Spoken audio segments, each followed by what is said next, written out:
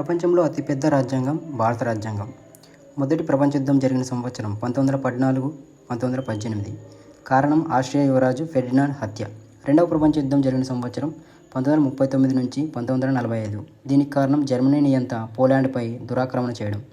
భారతదేశం మొదటగా వచ్చిన యూరోపియన్స్ పోర్చుగీస్ వారు, సెకండ్ వచ్చిన యూరోపియన్స్ డచ్ వారు.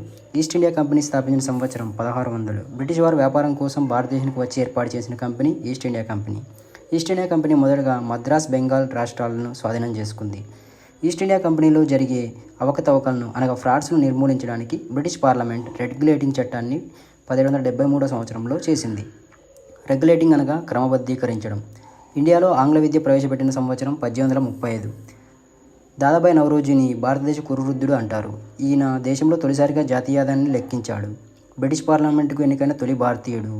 సంపద తరలింపు సిద్ధాంతాన్ని ప్రతిపాదించిన వ్యక్తి దాదాబాయి నౌరోజీ. ఈయన మితవాదులలో ఒకరు. బ్రిటిష్ వారు బొంబాయి నుంచి ఠానే వరకు రైలు మార్గం నిర్మించిన సంవత్సరం 1853. సిపాయిల తిరుగుబాటు జరిగిన సంవత్సరం 1857 మీరట్లో. దీనిని మొదటి స్వాతంత్ర సంగ్రామంగా వివరించింది వీడి సావర్కర్.